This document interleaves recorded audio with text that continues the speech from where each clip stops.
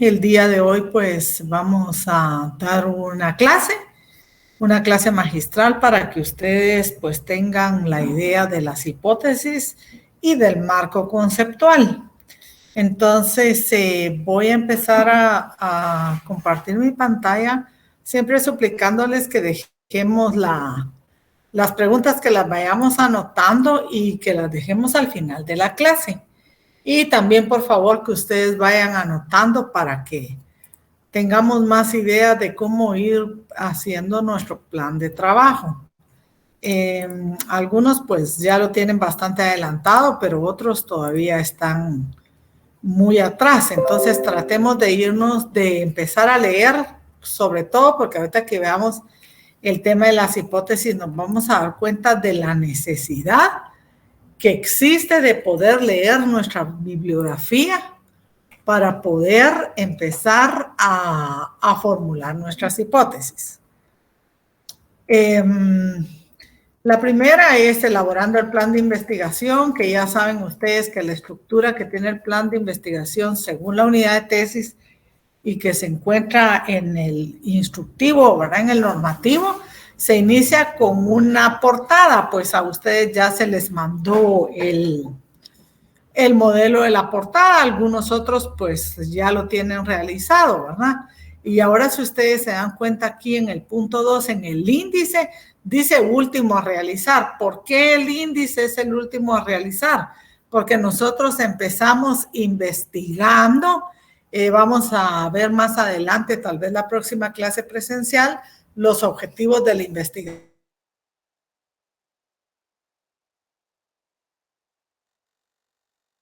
Cuáles son los objetivos generales. Vamos a poder ir avanzando en elaborar el plan y al final debemos dejar el índice porque en la oportunidad que terminemos toda la investigación vamos a poder priorizar los temas y vamos a ponerles el número de hojas que se haya trabajado de cada tema. Luego tenemos la definición del problema, que es lo que hemos estado platicando, ¿verdad? En la clase anterior al taller, pues que hemos visto que es definir, implica conceptualizar lo más profundo posible el tema del problema que nosotros vamos a tratar, ¿verdad? Y la especificación del problema es ya reducirlo, ¿verdad? Al tema específico, o sea, al problema en sí específico, agregándole todas sus limitaciones y todo lo que de ello pueda desprenderse. Delimitación del problema, se recordarán que hablamos que era la forma de limitarlo al tiempo, al espacio, y que no necesariamente, por ejemplo, debe tener el tipo geográfico, el lugar geográfico donde se realiza, porque se entiende que es en Guatemala, pero yo les sugeriría que mejor el tema lo terminen poniendo en Guatemala, ¿verdad? Porque no vaya a ser que ya en la unidad de comisión y estilo, pues se vayan a percatar en eso que no tiene delimitación precisa y los puedan regresar. Por eso lo que estamos tratando es que si hacemos un plan debidamente estructurado, vamos a tener menos problemas cuando esta investigación pues llegue a la comisión de estilo, ¿verdad? Entonces debemos tratar de ser bien cautos en llenar todas la estructura de este plan que nos da la unidad de tesis, ¿verdad? Luego tenemos las hipótesis y el marco teórico, que es lo que vamos a ver el día de hoy. Las hipótesis ustedes habrán oído, ¿verdad? Las hipótesis están implícitas en el problema y ustedes muchas veces han oído que dicen que es la pregunta de la investigación, ¿verdad?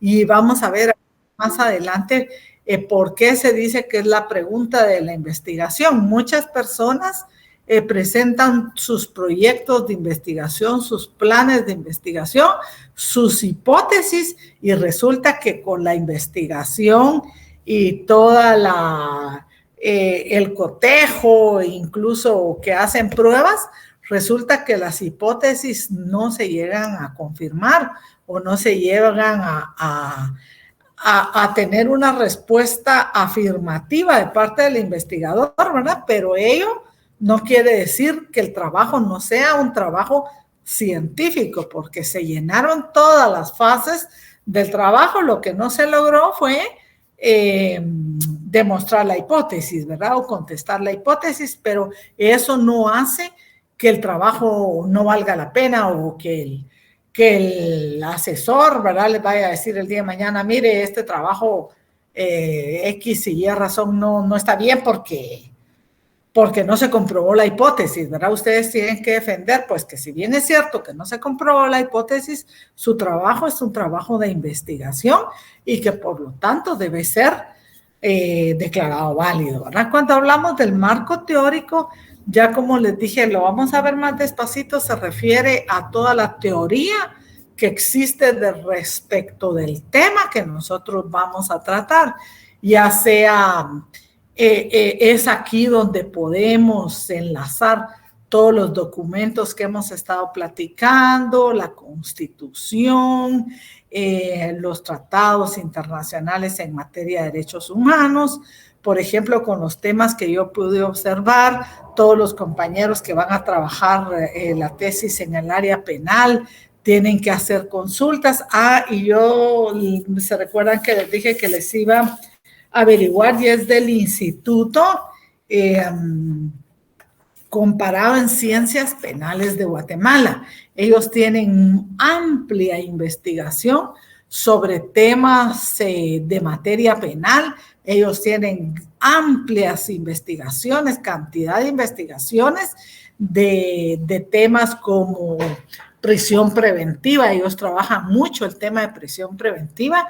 Y ustedes ven que hasta la Corte Interamericana de Derechos Humanos ha llegado el tema de las prisiones preventivas, ¿verdad? Y en varias sentencias se toca el tema, ¿verdad?, de los países latinoamericanos como los nuestros, que las cárceles están hacinadas, ¿verdad? Entonces, también el compañero que está trabajando el asunto telemático también va a tener bastante información en este instituto, que ustedes lo pueden buscar ahí en internet.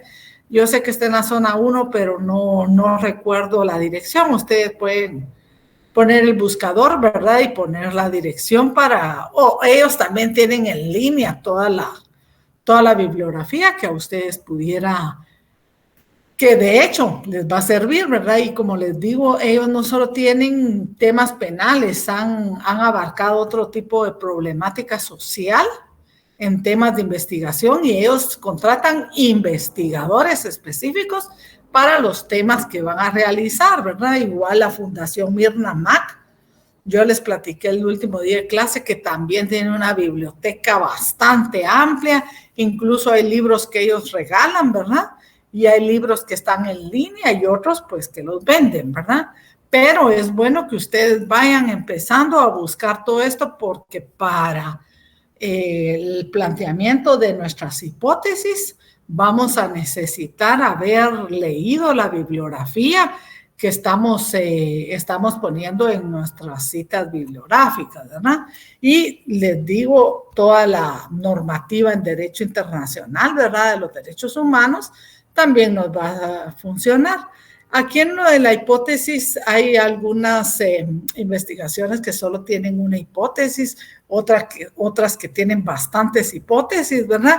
Y algunas pues que ni siquiera las tienen, pero lo técnico es que se plantee para que ustedes les puedan aprobar su plan de investigación. Nos tenemos que regir a esta estructura que la unidad de tesis nos ha brindado. Tal vez un día de estos, pues antes del martes, veré yo cómo les hago llegar el modelo que tiene la unidad para que se den más ideas de cómo se hace todo este planteamiento. El marco teórico, pues dijimos, son toda la teoría que existe, ¿verdad? Toda la fundamentación fáctica, pero teórica de la investigación la vamos a encontrar en el marco teórico. Luego tenemos en el punto 6 los objetivos de la investigación y vemos que aquí tenemos los objetivos generales y específicos. En los objetivos generales, pues es mucho más amplia la formulación. Lo vamos a ver cada uno de estos en su oportunidad, pero ahorita para poder pasar de esta estructura, pues vamos a ver que los generales se refieren a cuestiones, como su mismo nombre lo indica, ¿verdad? Generales. Y en los específicos, pues ya vamos a una institución en concreto, a una teoría en concreto, porque recuérdense que nosotros tenemos el derecho, ¿verdad? No es solo leyes, sino que son principios generales del derecho, teorías y muchas cosas más, ¿verdad? Que contemplan todo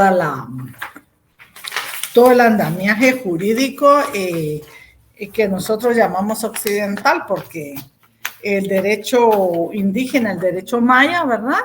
Pues es diferente su estructuración.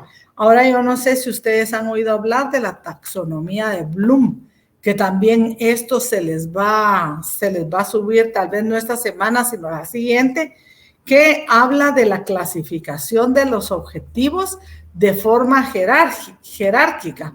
Se organiza en base a su actividad y comprende un procesamiento. Y aquí vamos a ver que hay verbos con los que podemos, que vamos a aplicar en nuestros objetivos generales, en nuestros objetivos específicos. Por ejemplo, solo les voy a citar algunos porque lo vamos a ver despacito. Esto, si quieren, pues no tomen nota. Dice verbo para los objetivos generales. Analizar, formular. O sea, vamos a empezar o vamos a incluir en nuestro verbo o analizar, formular, calcular, fundamentar, categorizar, generar, comparar, identificar. Esto no lo copien porque se los voy a transmitir en la próxima clase, no esta que viene, sino la que sigue, ¿verdad?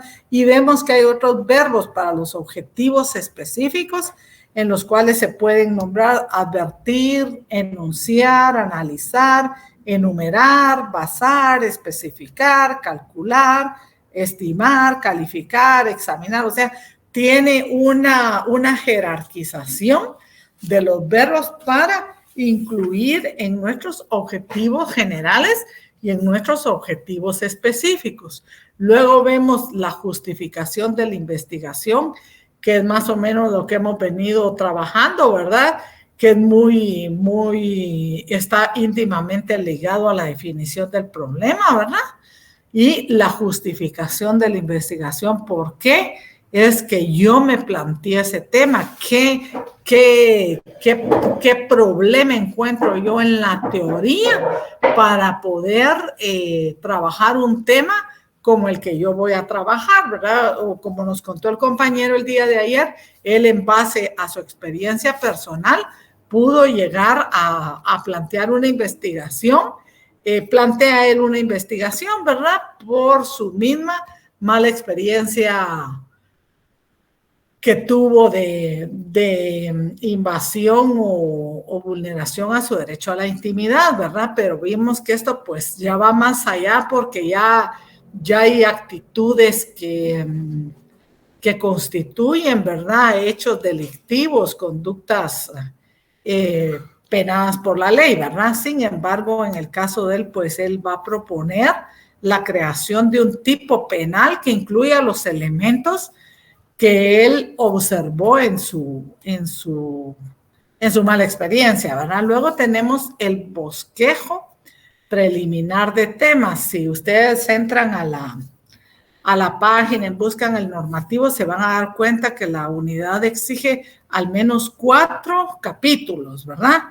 Y de los 4 capítulos no les da un número limitado de su capítulo, sino que ustedes van a, conforme van trabajando su investigación, ustedes van a poder ir generando más subcapítulos, ¿verdad? Vamos a ver en su momento oportuno, pues, que cómo se hace el marcaje, pues, porque los títulos van en mayúsculas y los subtítulos o subtemas, ¿verdad? Van en minúsculas, pero eso lo vamos a ver en su momento en su momento oportuno. Disculpen que yo tengo el momento procesal oportuno aquí en la lengua, ¿verdad? Porque todos los días hablo de lo mismo. Pero luego tenemos la determinación de los métodos y técnicas a utilizar. Aquí, pues, yo no sé cuántos de ustedes irán a realizar investigaciones de campo.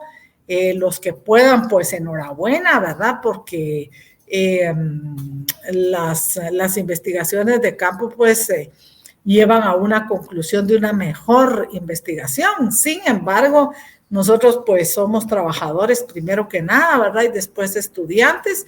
Entonces yo no les voy a mentir, yo no hice trabajo de campo. Yo lo único que hice fue hacer unas entrevistas a jueces amigos míos, ¿verdad? Porque no podía yo tomarme el tiempo de decir, bueno, me voy a ir a meter a tal lado 15 días, ¿verdad?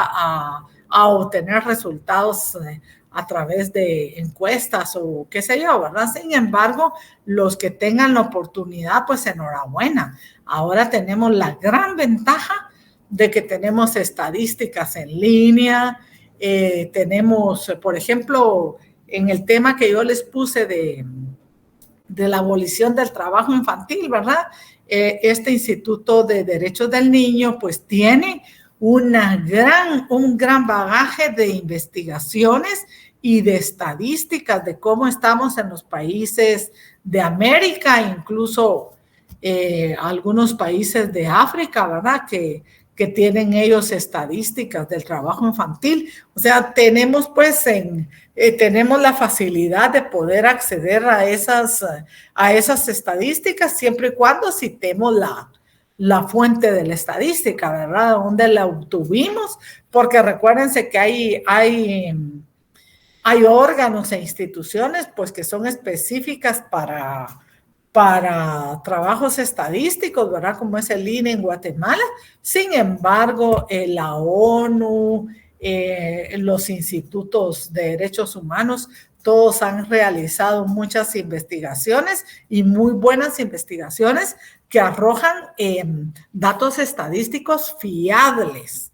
Debemos buscar instituciones que sean fiables. Por ejemplo, les estoy hablando de las instituciones como las Naciones Unidas, ¿verdad? Que tienen todos los años, sacan sus documentos de investigación, ¿verdad? Entonces, la OIT, que también todos los años realiza estadísticas de X o Y tema, ¿verdad?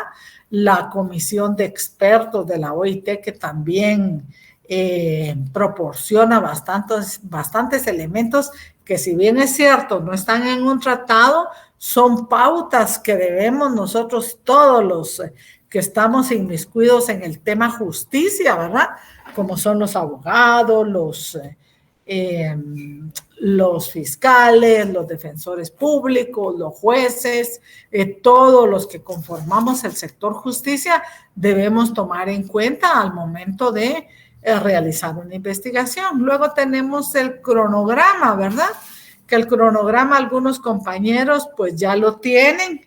Incluso yo pude observar uno muy bonito que encontré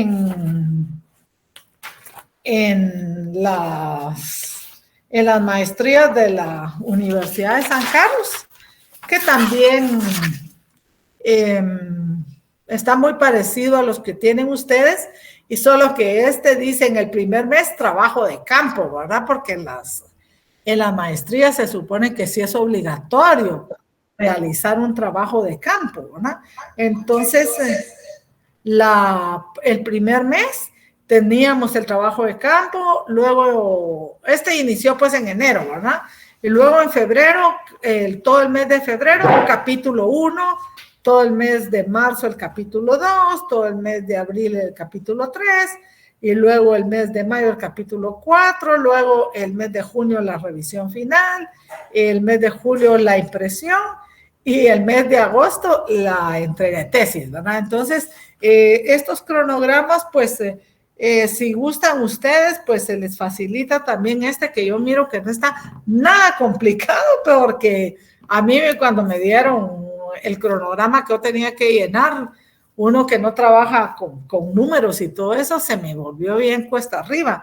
Entonces, que es como les digo, es el plan de la investigación de la Escuela de Estudios de Posgrado de Derecho de la Universidad de San Carlos. Entonces, es viable que ustedes puedan utilizar este cronograma, ¿verdad? Porque está avalado por la Universidad de San Carlos y por la Unidad de Estudios de Posgrado. Entonces, el cronograma significa cómo vamos a dividir nuestro plan de investigación, ¿verdad? Respetando los tiempos. Es importantísimo que nosotros estemos haciendo nuestras citas bibliográficas, pero no nada más buscar aquí está el tema y lo voy a poner en mi cita. No, denle una medio leidita, no lo tienen que leer todo. Tienen que darle una medio leidita porque allí ustedes van a empezar a formarse el criterio y a formar todo el cronograma, los objetivos de la investigación, los generales y los específicos, los capítulos, porque miren, uno cuando empieza a trabajar la tesis, tiene la idea, yo voy a trabajar este va a ser mi capítulo, este va a ser mi segundo capítulo, pero cuando ustedes empiezan a leer, se van a dar cuenta que hay otros temas que son medulares para su investigación. Incluso hay investigaciones que empiezan con un tema, ¿verdad? Como les dije, el asesor les puede cambiar cualquier cuestión del tema. En la comisión de estilo les pueden cambiar también alguna cuestión del tema. Lo que no pueden hacer es cambiar la ideología que lleva el trabajo, ¿verdad? Porque por eso se llama, es mi tesis, porque yo la voy a defender y soy yo la persona que debo plantear todo mi conocimiento en ese documento, ¿verdad? Entonces, el último de los temas de la estructura del plan es la bibliografía, ¿verdad? Que yo le puse aquí en proceso porque ustedes están empezando ya a trabajar su bibliografía. Por lo menos con 20 bibliografías que se tengan, pues no hace falta demasiado, sino que con 20 bibliografías que se tengan es válido un trabajo de investigación, ¿verdad? Para pregrado. Ahora para posgrado, pues aumenta ya el número de referencias bibliográficas obligatorias y para doctorados exactamente igual, ¿verdad? Entonces, esta es la estructura del plan de investigación que nos proporciona la unidad de tesis y que nosotros debemos respetar tal y cual se encuentra planteado para que podamos llegar a ese feliz fin, ¿verdad? Con la orden, cuando a uno le entregan su orden de impresión de la tesis, uno siente que ya alcanzó todo, ¿verdad? Claro que luego viene el examen público, ¿verdad? Sin embargo, el examen público, si ustedes hicieron una tesis, se van a reír, ¿verdad? Pero si ponen a su papá o a su hermano a hacerlo, entonces sí, por lo menos le tienen que dar unas 3 leídas antes de someterse al examen público.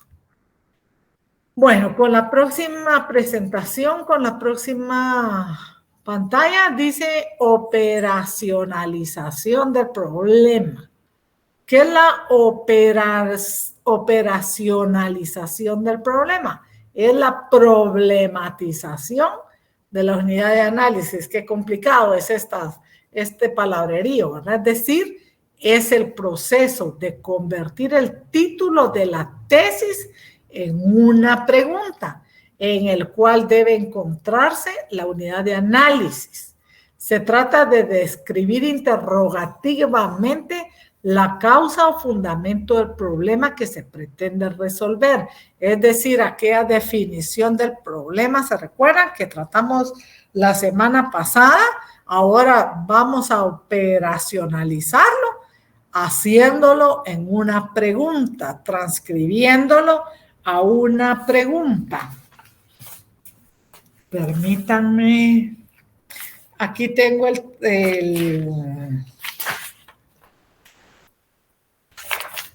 permítanme un segundito, vamos a ver aquí con uno de los temas. Por ejemplo, la desigualdad en la elección de magistrados de la Corte Suprema de Justicia. ¿Es este un problema social? O sea, yo voy a preguntarme, ¿será la desigualdad en la elección de magistrados algún problema de tipo social que nos pueda generar a todos los individuos guatemaltecos, que es la unidad de análisis, ¿verdad? Todos los individuos guatemaltecos algún problema. Entonces, mi respuesta definitivamente a esta pregunta, con todo el andamiaje, con toda la investigación que yo voy a realizar, es sí. ¿Por qué? Porque en el momento en que no se respetan las tablas de gradación, en el momento en que no se respeta la meritocracia, como platicaba la compañera, en el momento en que no se respeta la antigüedad, corremos el riesgo de que lleguen jueces, que lleguen magistrados a altas cortes que nunca han resuelto conflictividad judicial, nunca han tenido la oportunidad ni siquiera de haber sido auxiliares judiciales. Esto vemos en este último proceso, que entraron muchas personas que jamás habían estado en un juzgado y que no sabían resolver conflictos judiciales, que habían estado trabajando en temas administrativos y creyeron que la cosa era igual, ¿verdad? Cuando vemos pues que para poder ser magistrado de altas cortes, yo siempre he sostenido que se debe tener, además de todos los conocimientos teóricos y prácticos, se debe tener la experiencia judicial, porque por eso se llama carrera judicial, ¿verdad?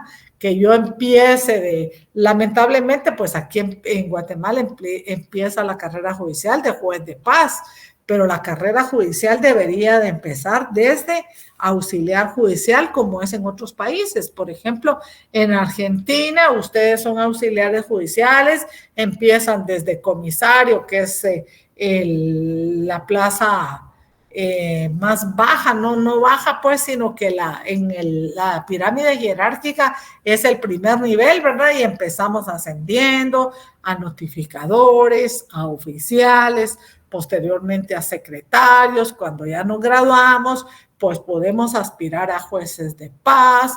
Luego podemos, después de 10 años de ser jueces de paz, podemos aspirar a jueces de primera instancia.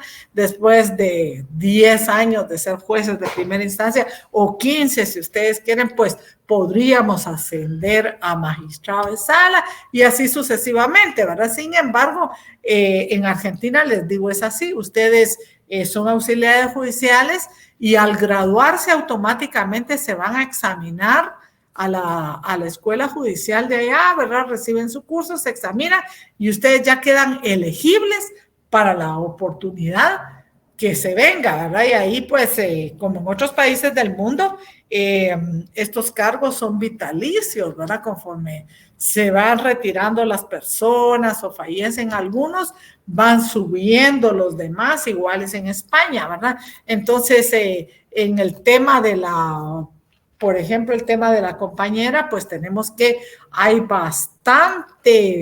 bastante derecho comparado para sostener toda la base teórica de sus primeros capítulos. ¿Por qué? Es que ella concluye al final, ¿verdad?, que se vuelve un problema esta desigualdad en la elección para toda la sociedad guatemalteca. Entonces tenemos aquí la forma de cómo podemos operacionalizar este tipo de problema, ¿verdad? Es decir, lo describimos interrogativamente, la causa o fundamento del problema que se pretende resolver. ¿Por qué se hace de esta forma de describirlo interrogativamente? Porque este proceso nos va a facilitar la elaboración de la hipótesis central de la investigación. Vemos que las hipótesis, pues, las hipótesis efectivamente son la forma, son guías, son pautas o guías, ¿verdad? Que nos ayudan a saber qué es lo que tratamos de buscar o probar, nos proporcionan un orden y lógica al estudio. También vamos a ver cuáles son las funciones de las hipótesis, pero aquí vemos que va a ser describir de forma interrogativa la causa o el fundamento del problema. Por ejemplo, aquí también se ponen dos ejemplos. ¿Cuáles son los efectos jurídicos de la existencia del trabajo infantil en el país? A pesar que existe un marco jurídico nacional e internacional que determina las bases para su abolición. Ustedes saben que hay cinco convenios de la OIT que se llaman convenios fundamentales. O sea, que eso sí o sí se deben respetar, aunque los países no los hayan ratificado. Se llaman los convenios fundamentales porque se deben respetar. Entonces, entre ellos está la abolición del trabajo infantil. Y nosotros, pues, en Guatemala tenemos una alta tasa de trabajo infantil. Déjenme contarles que yo aquí en Zacatepeques, pues, fui juez de trabajo. Cuando me tocó irme a Zacatepeques, la plaza que había era el juez de trabajo. Y la Inspección General de Trabajo llegó a una empresa agrícola que siembran hortalizas. ¿Y cuál fue nuestra sorpresa? Que habían niños de 12 años trabajando en estas empresas. Entonces se impuso una multa grande, ¿verdad? Por la falta laboral. Además, antes de que estuviera la ley de trata, pues quiera que no, el trabajo infantil es una forma de trata de personas, ¿verdad? Entonces aquí, bueno, se volvió un escándalo terrible y pues tuvieron que despedir a estos niños. ¿Cuál fue nuestra sorpresa? Pues que un grupo de padres de familia llegó al juzgado y dijo que por qué les habíamos hecho ese gran daño, porque ellos eran personas que no encontraban trabajo por su edad y que los niños pues eran quienes les proporcionaban el sustento diario, ¿verdad? Entonces es una conflictividad social bien seria, puesto que los niños, ¿verdad?, debieran estar estudiando, debieran estar jugando, pero nuestra realidad económica, social y moral, pues los niños trabajan y no es esto lo que nosotros deberíamos de avalar, ¿verdad? Sin embargo, pues se da, ¿verdad? Entonces aquí se hizo en forma de pregunta aquel tema que habíamos puesto como ejemplo, ¿se recuerdan? Entonces, ¿cuáles son los efectos jurídicos de la existencia del trabajo infantil? ¿Y cuáles son las principales causas sociales, económicas y jurídicas para la existencia del trabajo informal en el sector agrícola? El trabajo informal, pues, es otro flagelo con los que los países latinoamericanos y especialmente Guatemala venimos jalando, ¿verdad? Porque todos los trabajadores informales pues no tienen acceso a la seguridad social, no tienen acceso a prestaciones, no tienen ningún beneficio ni ningún apoyo jurídico, ¿verdad? Para poder reclamar prestaciones y no tienen ni siquiera prestaciones, ¿verdad? Entonces aquí vieron ustedes que se hizo como pregunta el tema que en su oportunidad habíamos propuesto como problema de estudio, ¿verdad? Como planteamiento del problema. Luego entraríamos a este tema de la hipótesis. Yo no sé qué pensarán ustedes, pero a mí se me hace como que bien difícil el tema del planteamiento de las hipótesis. ¿Por qué? Porque no hemos sido formados en un ámbito de investigación, ¿verdad? como ya es la propia carrera de investigación, porque ustedes se habrán dado cuenta, por ejemplo, aquí en este Instituto de Ciencias Penales Comparadas que yo les decía, el instituto, ellos contratan investigadores, o sea, personas que ya tienen el título de investigador. Y hay algunas universidades, pues, que tienen la carrera del licenciado en investigación, ¿verdad? Entonces, para ellos ha de ser bien fácil, pero para uno que no está en esto, pues se vuelve cuesta arriba. Sin embargo, yo estaba viendo en lo poco que he leído, que habla, ¿verdad?, de que las hipótesis deben referirse a una situación real. Por ejemplo, los niños guatemaltecos que viven en zonas urbanas imitarán más la conducta violenta en la televisión que los niños guatemaltecos que viven en zonas rurales sin energía eléctrica. En esta hipótesis se hace explícita una realidad nacional, o como lo podíamos trasladar al trabajo infantil, ¿verdad? Que podíamos, con este caso que yo les conté, cómo, qué daño económico puede traer a las familias guatemaltecas. O sea, tenemos que poner una realidad a una situación real. No podemos hacer una hipótesis, pues, que no tenga un fundamento, ¿verdad? Tiene que tener, dice, la relación entre las variables en la hipótesis debe ser clara, lógica, precisa, concreta y comprensible. ¿Por qué? Porque en la hipótesis va implícito el problema, y la utilidad que nos dan las hipótesis son guías que nos ayudan a saber qué es lo que estamos tratando. Tienen una función descriptiva y explicativa. Cada vez que una hipótesis recibe evidencia a favor o en contra, nos está diciendo algo del fenómeno con que se asocia o se hace referencia. Y la tercera función es probar las teorías. Y la cuarta función que tienen las hipótesis es sugerir teorías, sugerir de todo el análisis que ustedes van a realizar. Pueden sugerir, por ejemplo, una teoría, pueden sugerir la concepción de una ley, pueden sugerir algún elemento que no esté claro, por ejemplo, en los temas de derecho, ¿verdad?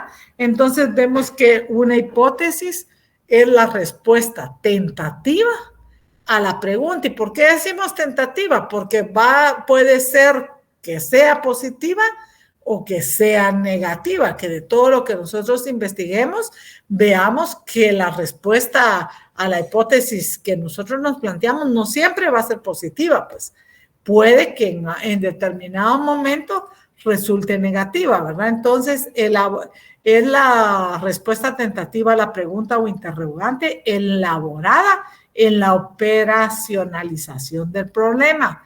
Esta se redacta a partir de los conocimientos teóricos y empíricos que se posean con base en el marco teórico.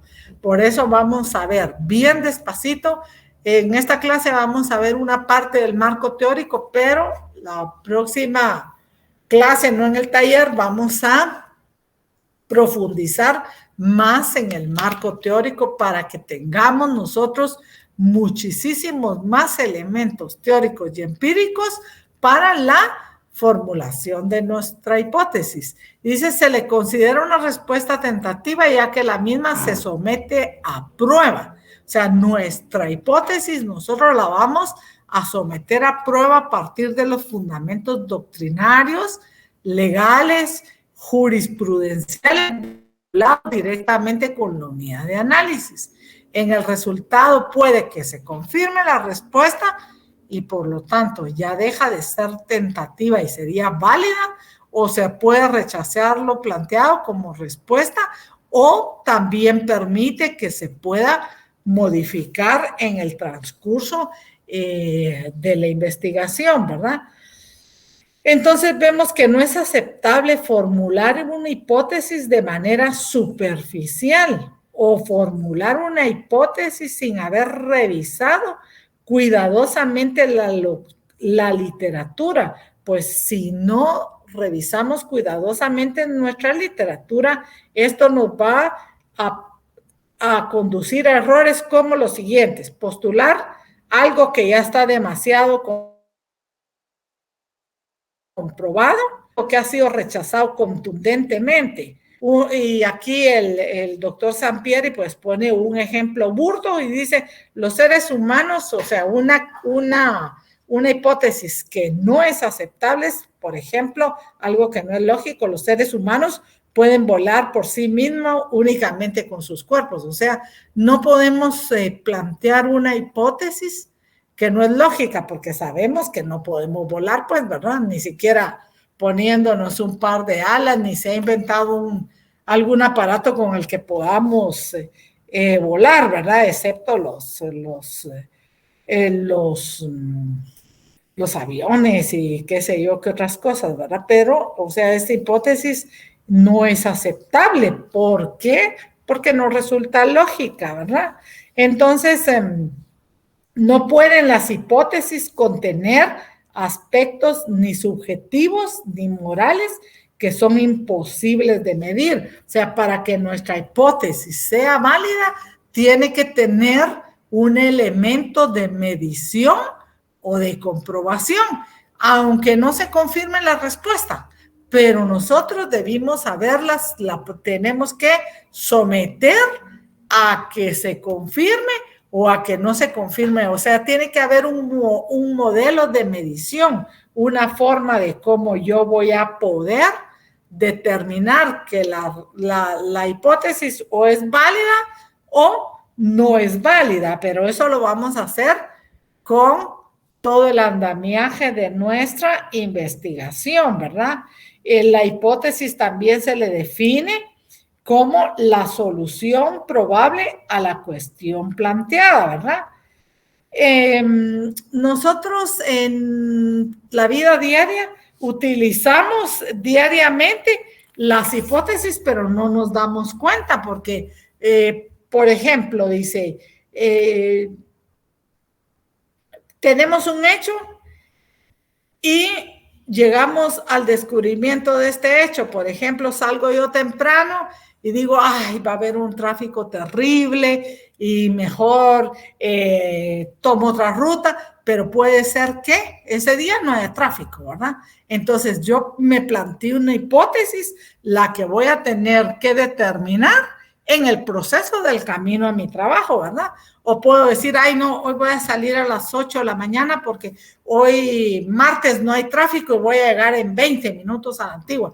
Eso puede ser que sí, puede ser que no. Yo estoy utilizando ahí una hipótesis, pero cuando voy en el camino me doy cuenta que se quedó un camión de reparto de aguas gaseosas y me fastidió la hipótesis que yo tenía, que iba a poder salir más tarde, ¿verdad? Entonces, la hipótesis, ¿cómo llegamos a su descubrimiento? Se descubre por un proceso psicológico ocurrido en la mente del investigador. Entonces, en nuestra mente nace la hipótesis y nosotros vamos a poder o confirmar o rechazar esa hipótesis, ¿verdad? O como respuesta vamos a tener lo que nosotros en nuestro diario vivir, ¿verdad? Vamos a poder observar. Características de la hipótesis. En la redacción de una hipótesis se debe ser claro, preciso, exacto y sin ambigüedad. Las principales características deben ser claras y verosímiles. Entonces, cuando nosotros planteamos la hipótesis, debe ser lo más clara posible para que todo el mundo lo entienda. Dijimos, ¿verdad? Nuestra tesis la va a leer cualquier persona de un conocimiento o una educación media y la tiene que comprender, ¿verdad? Dijimos también que no se podía basar sobre cuestiones subjetivas, porque las cuestiones subjetivas como la moral, los sentimientos, son cosas que no vamos a poder medir, ¿verdad?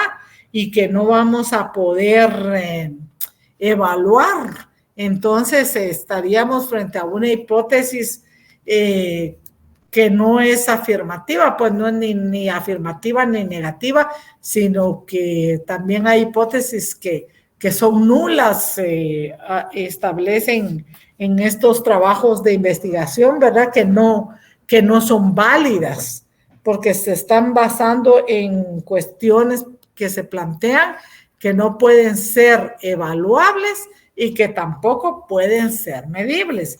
Entonces, la hipótesis es importante. ¿Por qué?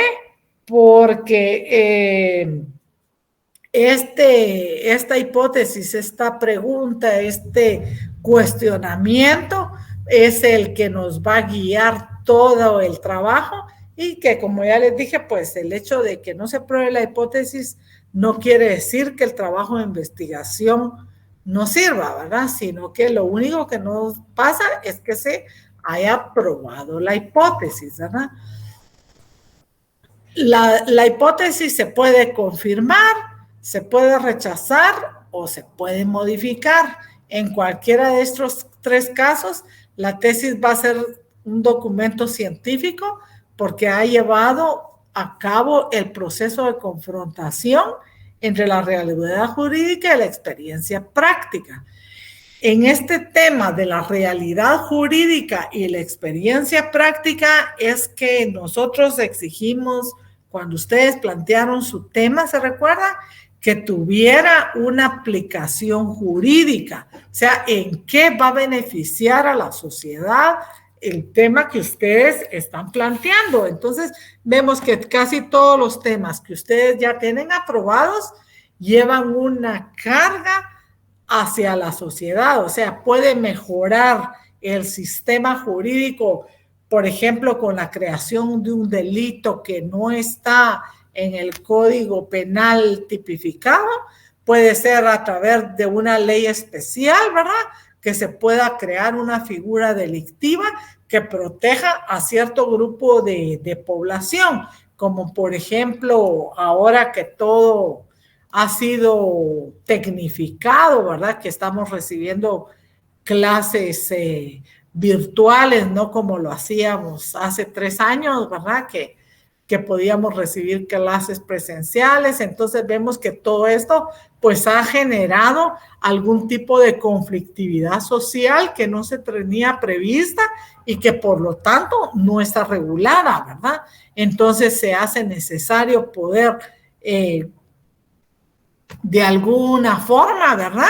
La experiencia práctica que nosotros estamos teniendo con esta, la virtualidad, poder confrontarla con la realidad jurídica y poder sacar de ahí un producto que sea beneficioso para la sociedad, ¿verdad?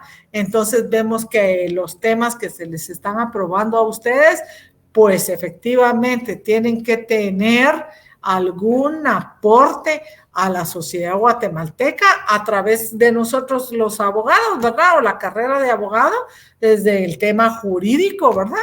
Desde el tema legal, desde el tema administrativo o desde cualquier otra materia del derecho, tenemos que generar nosotros un conocimiento o que no se tenga, ¿verdad? O que esté escasamente trabajado. Entonces nosotros debemos de ampliarlo o darle un aporte específico que pueda ser de beneficio para la sociedad, ¿verdad?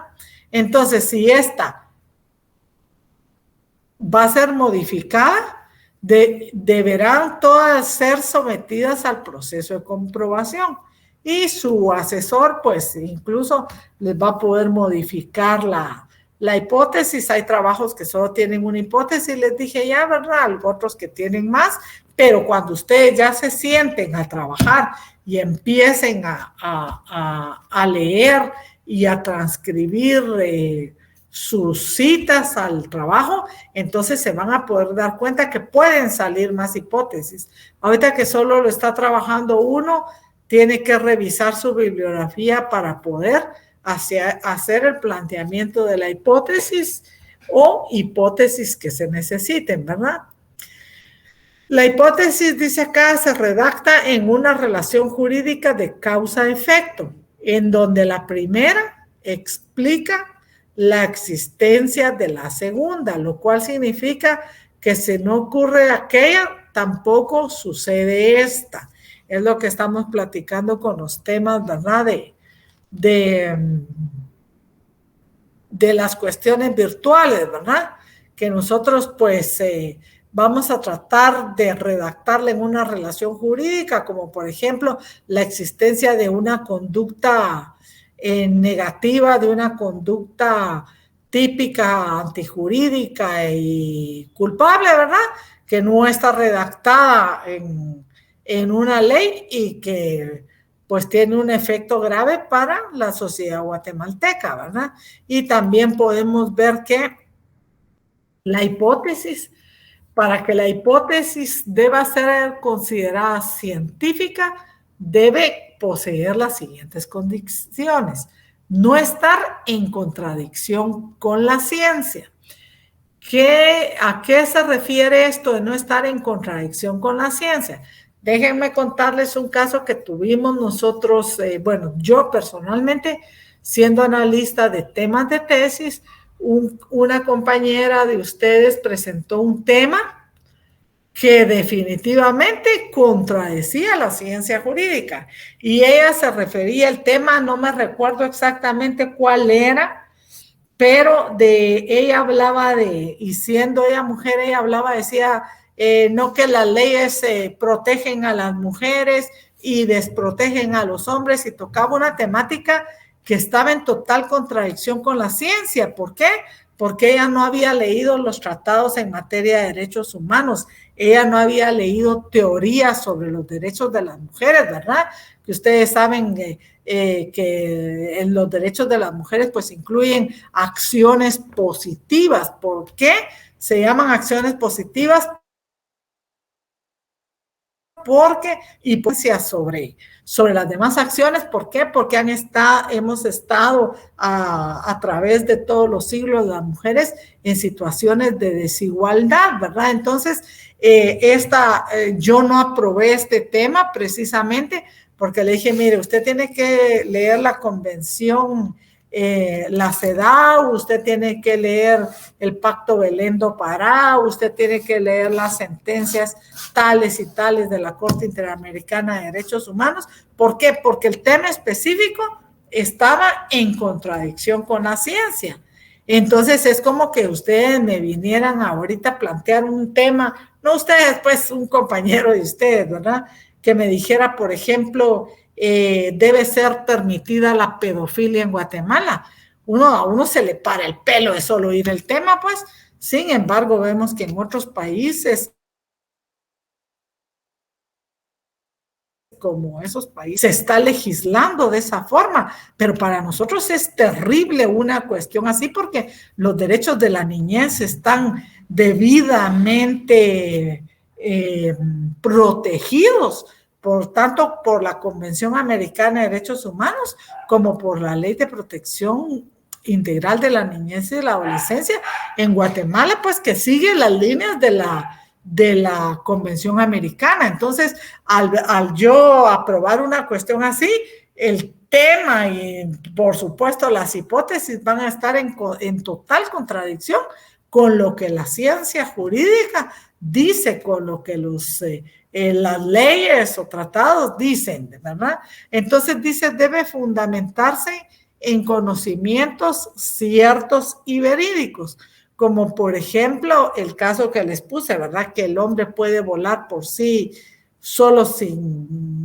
con su cuerpo, sin necesidad de alguna otra cuestión que no sé si existe, pero el hombre no puede volar nada más con sus propias manos, ¿verdad? Entonces esta teoría estaría fundamentada en conocimientos que no son verídicos, que no son ciertos. Tal vez en algún momento llegue a darse, pero hasta el momento no es verídico, ¿verdad?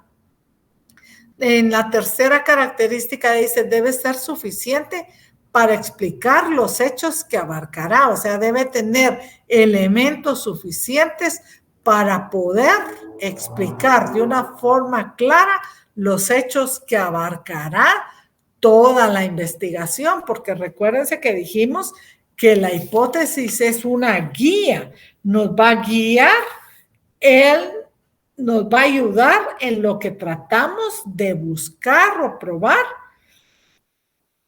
proporcionando orden y lógica al estudio que estamos realizando, ¿verdad? La explicación que ofrece del problema debe ser clara y certera. O sea, en el tema como el que acabamos de leer de los otros compañeros, que lo planteamos a una pregunta, los temas son claros, específicos y son certeros porque es una realidad que estamos viviendo, o sea, no es una ficción, tiene que referirse a algo que sea certero, que pueda ser demostrable, que pueda ser medible, ¿verdad? Debe articularse con base en teorías científicas ya existentes relacionadas al problema. Por eso, cuando veamos el tema del marco teórico, vamos a ver que todo lo que estamos hablando, la hipótesis, el marco teórico, están íntimamente ligadas porque la hipótesis va a tener que articularse con el marco teórico, con las teorías científicas que ya existen relacionadas al problema. Debe conducir a la previsión lógica de algunos hechos reales que permitirán su comprobación. Entonces, la previsión lógica se refiere a los hechos que caen en la esfera de nuestro conocimiento, que son reales, que permitirán su comprobación, como por ejemplo, el tema de la compañera Vivian que estábamos tocando, la desigualdad en la elección de magistrados. Este es un tema real que va a permitir su comprobación a través de la investigación que la compañerita pues va a poder realizar, ¿verdad? Cuando empiece su trabajo, ¿verdad? Otro tema que tenemos acá que podamos tratar, permítanme, los grados de participación en los delitos de seducción del compañero Jonathan David.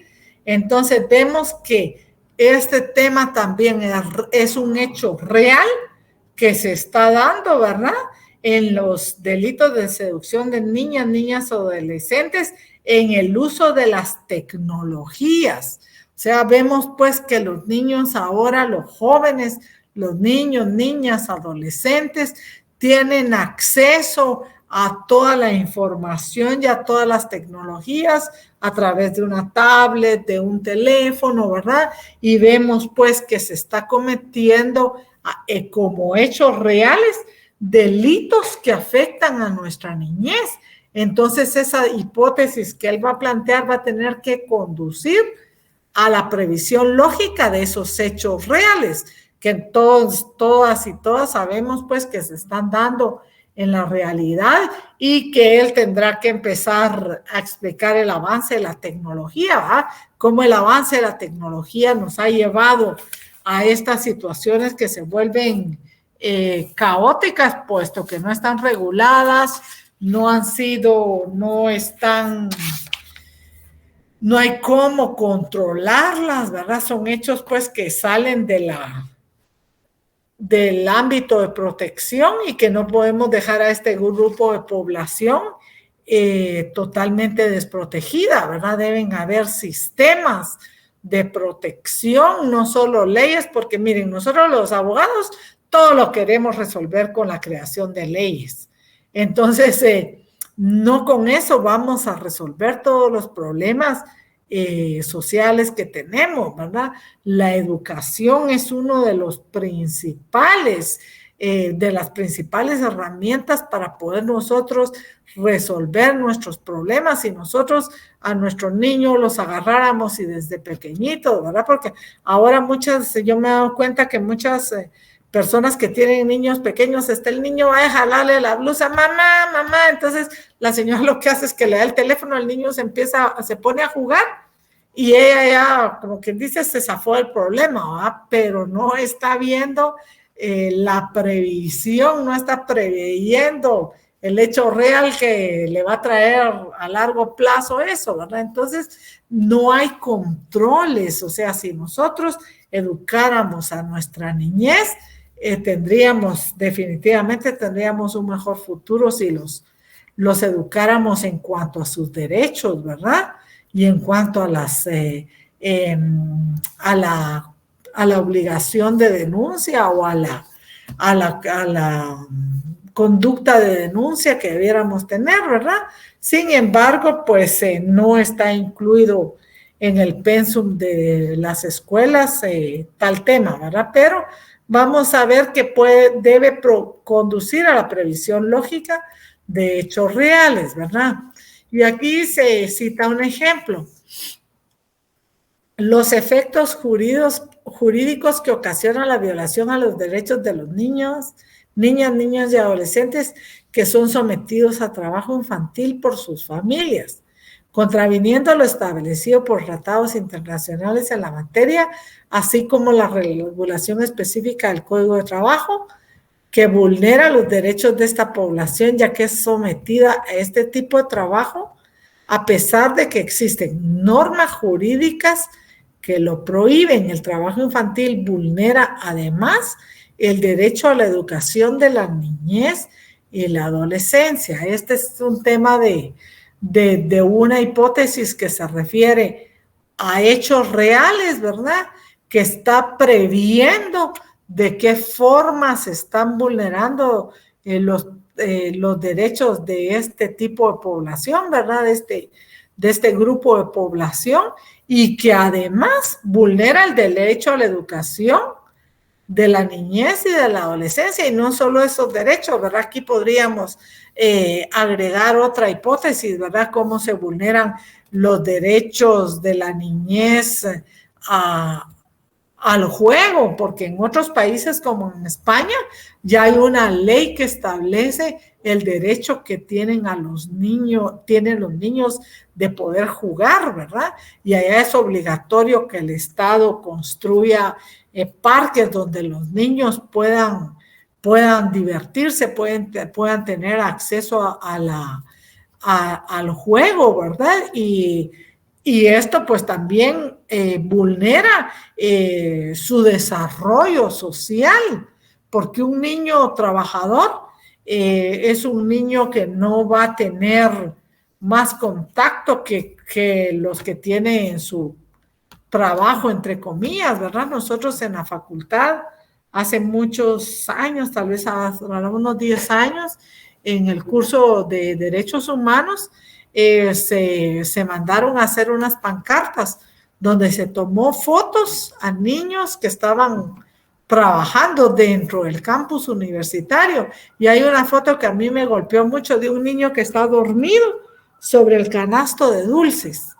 Ese niño ni va a la escuela, ni probablemente no se alimenta. O sea, no solo estamos vulnerando el derecho a la educación, estamos vulnerando el derecho a una vida digna, ¿verdad? A poder comer, a poder tener una vivienda, a poder tener acceso a la diversión, como les platicaba yo, que en otros países se hace. Sin embargo, la ley PINA, que llamamos nosotros, que es la Ley de Protección de la Niñez y la Adolescencia, la Ley Integral de Protección de la Niñez y la Adolescencia, establece que los niños deben tener tiempo para jugar, ¿verdad? O para la diversión, porque es parte de la formación de todo ser humano, ¿verdad? Entonces, si pese a que existen normas jurídicas que lo prohíben, sigue el trabajo infantil en Guatemala, vemos que se encuentran vulnerados muchísimos más derechos que los que se encuentran aquí contenidos. Entonces, hasta aquí iríamos con el tema de la hipótesis. Vamos a tratar brevemente el marco teórico porque en la próxima clase vamos a profundizar más sobre el tema del marco teórico para que veamos prácticamente ejemplos de cómo realizar un marco teórico.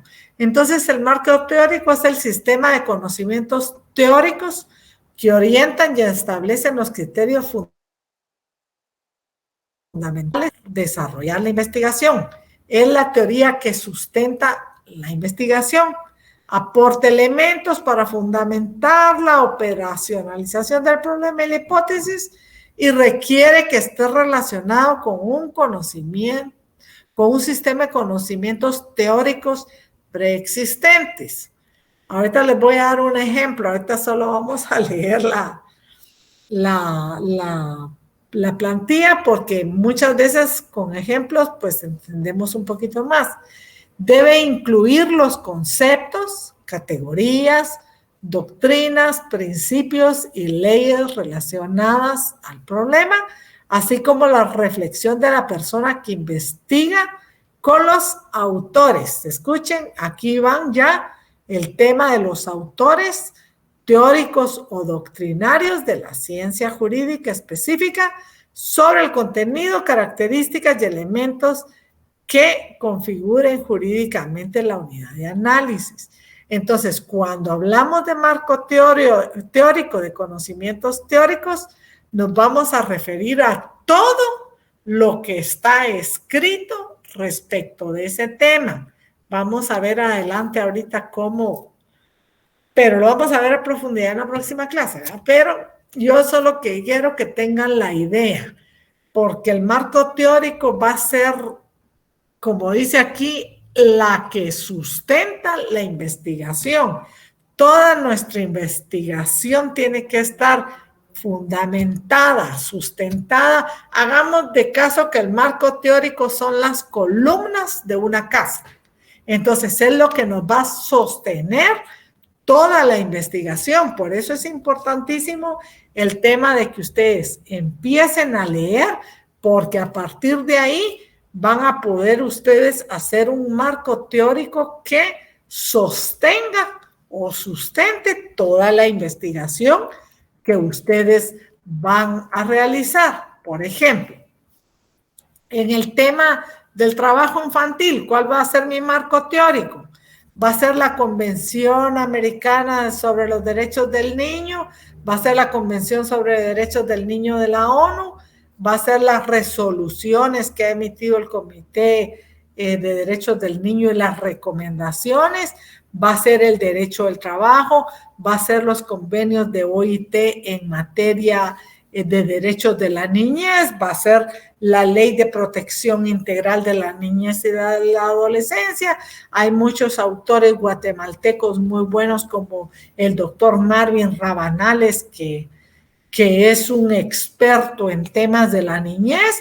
Él podría conformar dentro de mi marco teórico, lo voy a poder citar yo, como dice el doctor Marvin Rabanales en su libro tal y tal, de que el niño tiene derecho a la diversión, que el niño tiene derecho a una calidad de vida, tiene derecho a la vivienda, tiene derecho a la familia. Ustedes saben que el derecho a la familia de los niños, niñas y adolescentes está muy descuidado en Guatemala, ¿verdad?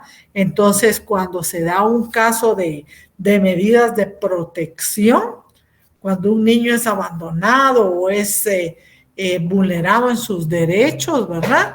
Siempre ustedes se habrán leído la Ley de Protección Integral de la Niñez y la Adolescencia, habla que la institucionalización del niño, niña o adolescente es la última medida, ¿verdad?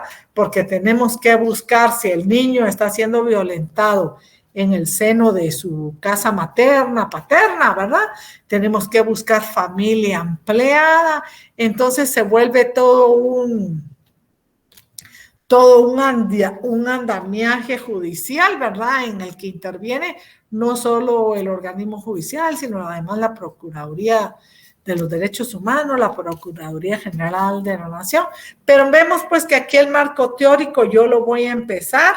En este caso, yo pues, porque voy a trabajar sobre los derechos del niño, tengo como base la Convención sobre los Derechos del Niño de la ONU, la Convención Americana de Derechos del Niño, que es de OEA, las resoluciones, las recomendaciones, el derecho del trabajo, y voy a empezar definiendo que nuestro Código de Trabajo en el artículo 14 establece que la niñez no puede trabajar hasta los 15 años, 14 años y que deberá contar. Entonces, yo ahí estoy fundamentando mi marco teórico. Le estoy poniendo las columnas a mi investigación. Ustedes saben que un techo sin columnas se va a derribar. Entonces, el marco teórico va a referirse a todos los conceptos jurídicos, a todas las posiciones doctrinarias, porque cuando hablamos de doctrina, ¿verdad? Hablamos de autores que pueden fundamentar lo que nosotros estamos proponiendo. Y como les digo, vamos más adelantito, vamos a hablar del tema del marco jurídico ya mucho más amplio, ¿verdad? Porque necesitamos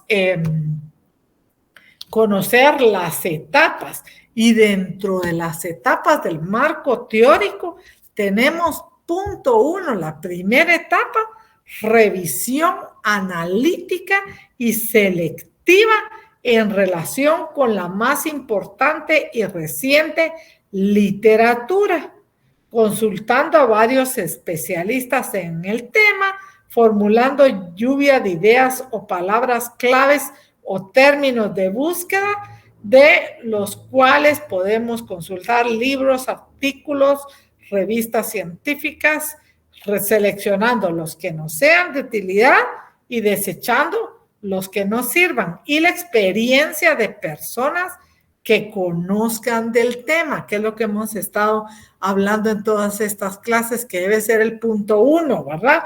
Revisión analítica y selectiva de la documentación que está llegando a nuestras manos, de todas las referencias bibliográficas que nosotros estamos captando ya.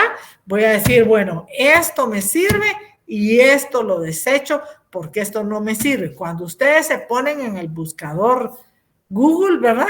Yo ya les dije, tenemos que buscar, por ejemplo, derechos de la niñez, PDF.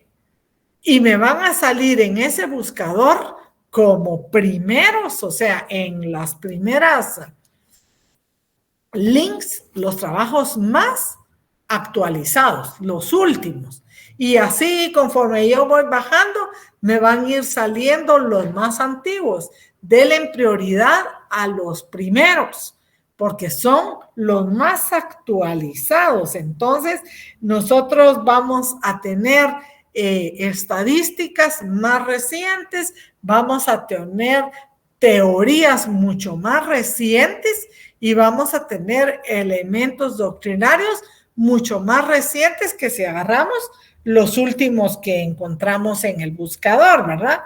Dice, la construcción del marco teórico se debe ir hilando en párrafos y citando apropiadamente las referencias desde el conocimiento disponible sobre el tema de la investigación. Por eso cuando busco yo, por ejemplo, si yo busco derechos del niño, me va a salir una amplitud. Si yo pongo el buscador derechos del niño, me van a salir todos los derechos que están reconocidos en toda la normativa internacional. Pero si yo ya busco derechos de los niños trabajadores o derecho al trabajo del niño o derechos, vulneración de derechos de los niños trabajadores, ahí me va a salir mucho más específico el tema, y eso debe ser el que yo deberé ir hilando con párrafos y citando apropiadamente las referencias desde el conocimiento disponibles. Esto del marco teórico, pues vamos a verlo más despacito, como les digo, ¿va? Porque va a consistir también en la selección del repertorio bibliográfico. Yo les recomendé a ustedes elaboración de fichas bibliográficas, ¿verdad? Porque el marco teórico nos va a ampliar la descripción del problema porque integra la teoría que ya existe, la teoría que ya está probada, la teoría que ya está demostrada con mi trabajo de investigación. Va a ser todo el fundamento que va a llevar mi trabajo de investigación. Aquí dentro de las actividades, pues ustedes van a ver que en las 5 referencias adicionales que va a ser para la próxima clase, dijimos, ¿verdad? Luego, elaborar su hipótesis de conformidad con esto que hemos platicado y con el modelo que tiene la unidad de tesis que yo se los estaré enviando probablemente el fin de semana para que ustedes tengan una idea, y la bibliografía que va a ser agregarlas, ¿verdad? Pueden ustedes consultar libros, revistas, legislación nacional o internacional, noticias. Claro que la legislación nacional e internacional pues no es cita bibliográfica, ¿verdad? Sin embargo, forma parte de la bibliografía, como ya lo vimos, y colocar el nombre completo del autor, el título, el número de la edición, el lugar, el editorial, el año de impresión, y todos estos elementos colóquenlos como van a colocar, porque cuando veamos la bibliografía vamos a ver que hay varios sistemas de incluir las referencias bibliográficas en una investigación. Tenemos el método APA, tenemos el método de Chicago, por ejemplo, la facultad, pues para el pregrado, utiliza el método APA, para el posgrado, pues lo dejan a uno elegir entre el APA y el sistema de Chicago. Entonces vamos a ver que hay varias formas de hacerlo. Sin embargo, le vamos a profundizar al tema de la facultad para que ustedes puedan hacerlo de conformidad con lo que establece el normativo y no se les vuelva muy cuesta arriba el tema de la investigación. Pero sí, en la próxima clase vamos a tratar de profundizar sobre el tema del marco teórico. No sé si tendrán alguna duda ustedes el día de hoy para que podamos ver de qué forma la solventamos.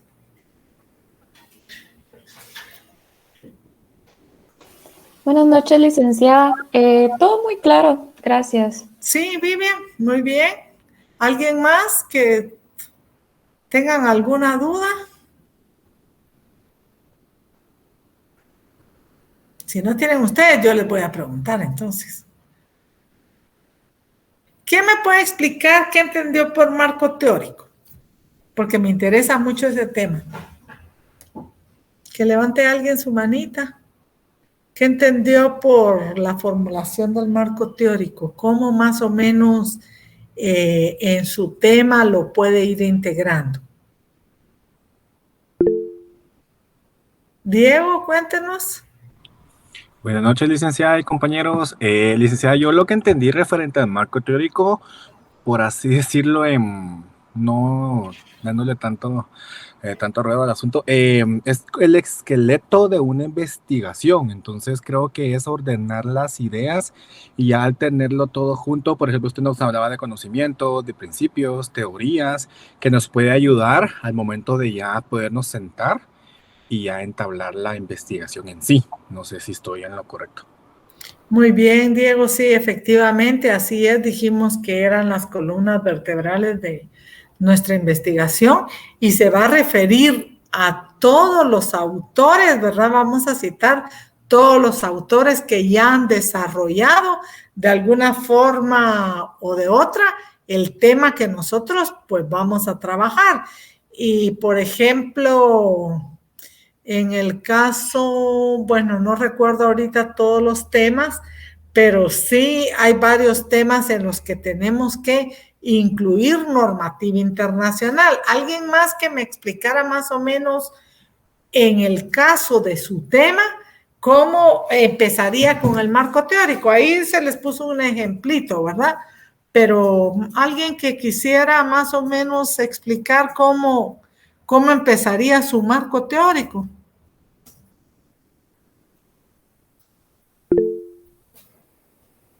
No todos al mismo tiempo, levanten solo uno la mano. Bueno, si nadie nos quiere compartir su experiencia. Bueno, y miren, yo entiendo pues que ahorita estamos empezando a conocer el tema de la investigación, ¿verdad? Sin embargo, pues más adelante vamos a irlo haciendo de forma práctica.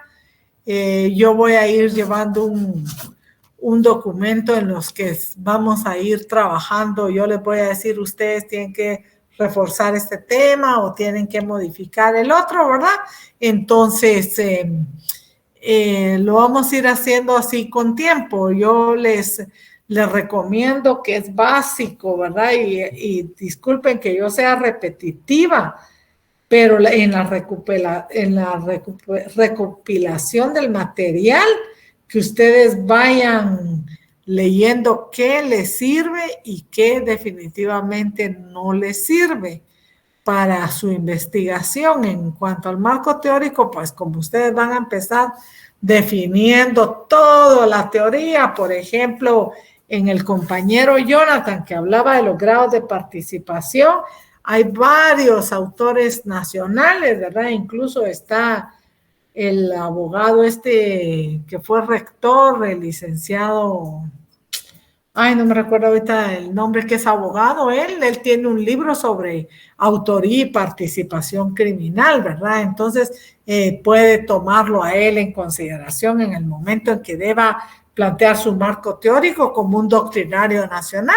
Sin embargo, también tenemos toda la doctrina internacional que habla de la participación delictiva, ¿verdad? De los grados de participación delictiva, como Francisco Muñoz Conde y muchos autores argentinos. O sea, tienen bastantes elementos de donde poder realizar ustedes su marco teórico para poder sostener todo el andamiaje de su investigación. Entonces, no sé si alguno de ustedes tiene alguna otra duda o está todo claro como el agua. Ligda, disculpe. Ay, perdón. ¿Sí, Yo pensaba tal vez como para comenzar lo de mi marco teórico, encontré un documento de las Naciones Unidas de Derechos Humanos que habla en relación a los principales estándares internacionales en materia de derechos humanos aplicables al proceso de elección y nombramiento de magistrados y magistradas de la Corte Suprema de Justicia, Corte de Apelaciones y de los tribunales. ¿Podría tomar eso yo como un marco teórico? Sí, por supuesto que sí, porque son comités de expertos. Por ejemplo, la ONU tiene comité de expertos en cada tema de derechos humanos, como tiene el comité de expertos en justicia, ¿verdad? En independencia judicial. Yo también le decía en el caso suyo, pues que usted tiene bastantes elementos, porque usted tendría que empezar con qué es independencia judicial, ¿verdad? Cómo está regulada, cómo por ejemplo los estándares son algo definitivamente que debemos utilizar. Tenemos no solo estándares de la ONU, sino tenemos también estándares de la Organización Americana de Derechos Humanos, que es nuestro sistema regional, que definitivamente nos van a servir en toda la construcción de nuestro marco teórico. Sí, Vivian, me parece muy bien. Claudia Maricelda. Gracias, Ligda. Buenas noches, licenciada. Buenas noches, Claudia. Yo acá tengo un libro, no sé si me podría ayudar, Introducción al Estudio del Derecho 2 de licenciado Leonel Armando López Mayorga, en donde hace referencia en el capítulo 9 a la petición, acción, pretensión y proceso. Entonces, yo digo que en el marco teórico podría especificar que todas las personas tienen derecho a acción, petición, acción, pretensión y proceso, y especificar lo que él explica. ¿Algo así, licenciada? Disculpe. Sí, claro que sí. Solo que usted sí tendría que empezar con la Constitución, ¿verdad? El derecho de defensa. ¿Cómo me voy a defender yo?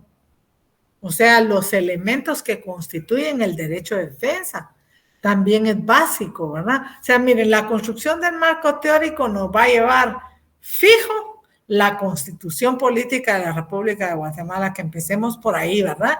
Que empecemos con tratados internacionales, por ejemplo, en el tema suyo, la Convención Americana de Derechos Humanos en las garantías judiciales establece que toda persona tiene que tener libre acceso a la información para poder defenderse. Entonces, ¿cómo lo vamos a hacer si la persona no puede escuchar, verdad? Entonces, como una garantía judicial de las que contempla la Convención Americana de Derechos Humanos o Pacto de San José, estaría el tema que usted va a tratar, ¿verdad? Muy bien, Claudia. Entonces, le damos la palabra a Ligia. Sí, Linda, buenas noches. Bueno. Perdón, con una consulta. Es que yo tenía duda al momento que usted mencionó respecto a las modificaciones que se le pueden hacer a los temas. Por ejemplo, iniciamos con uno, ¿verdad? Pero ya cuando vamos recibiendo este tipo de cursos, usted nos da muchas más sugerencias y pues toca hacer ciertas modificaciones, ¿verdad? Entonces mi duda es si realmente no llega a haber algún tipo de problema después al no estar directamente el tema inicial, ¿verdad? Como dice usted, la idea se tiene que mantener, ¿verdad? Eso sí no se va a cambiar. Pero no llega a haber algún tipo de problema o algo así si llega a cambiar, pues, el tema inicial, ¿verdad? ¿Porque usted lo cambie o porque se lo cambie su asesor? No, porque lo llegue a cambiar el asesor. Ah, no, esa es una facultad que tiene su asesor. O sea, su asesor le puede hacer modificaciones y lo que se trata es de no perder, así como usted dice, la idea inicial, ¿verdad? La médula del tema, sino que puede ser que yo cuando planteé mi tema lo orienté mal. Y entonces el asesor le dice, mire, y como el que aprueba es el asesor, le puede decir él, mire, yo se lo voy a aprobar a usted, pero hágale estas modificaciones. Entonces uno se tiene que ceñir. Si usted definitivamente no está de acuerdo con las observaciones y con las modificaciones que le hace su asesor, porque usted siente que le está cambiando completamente la naturaleza del tema, entonces usted sí tiene la facultad, el derecho de poder pedir el cambio de asesor. Pero tiene que exponer, o sea, yo pido el cambio de asesor, pero exponiendo mis motivos. ¿Por qué? Es que yo no quiero que ese asesor me siga asesorando, pues, ¿verdad? Porque me está cambiando el fondo del asunto y no es eso lo que yo quiero, pues, no es eso lo que se aprobó. Por eso es que las modificaciones, entiendo yo, que tienen que ir en cuanto al planteamiento, no en cuanto al tema medular de la investigación. Ok, Linda, sí, es que esa era mi duda también por la sugerencia que usted me había dado en la última clase, ¿verdad? De ser un poco más específica en cuanto a la definición del problema. Entonces sí me quedé pensando para ver si no iba a haber algún tipo de problema después, ¿verdad? Pero gracias por aclarar. Y la última duda, Linda, las 5 bibliografías que usted pidió, y hay que entregarlas antes del lunes, ¿verdad? Es que eso lo acabo de leer yo en el formulario de asistencia. Antes del siguiente martes, podría ser el mismo martes que usted las entregue, pues, antes de la hora de clases, ¿verdad? Miren, lo ideal sería que ustedes me la mandaran con tiempo a mí, porque a veces a mí me cuesta un poquito de trabajo y yo las imprimo. pero ustedes las pueden ir acumulando y si quieren me las manda hasta el martes antes de la clase, pero al final de todos modos yo voy a tener que imprimirlas para que ustedes las vayan ordenando y decirles más o menos en qué orden es que van a ir las bibliografías, ¿verdad? Las pueden entregar el martes antes de la clase. Todo que sea antes de la clase. Bueno, licenciada, muchas gracias. Y feliz noche, que descanse. Igual se les recuerda llenar su formulario de asistencia, ¿verdad? Que ya está disponible. Ya está disponible en el chat, en el enlace que se les está mandando, para que por favor puedan llenar su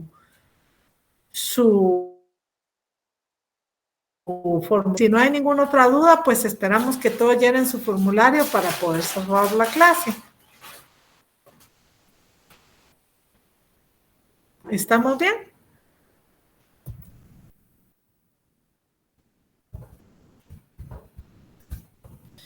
Les deseo muy feliz descanso, pero el fin de semana busquen sus 5 libritos para ya ir preparando, porque acuérdense que dijimos de la selectividad, ¿va? Que vamos a desechar y que sí vamos a utilizar. Buenas noches a todos y a todas. Buenas noches, Liz. Gracias. Buenas noches, licenciada. Buenas noches a todos. Buenas noches.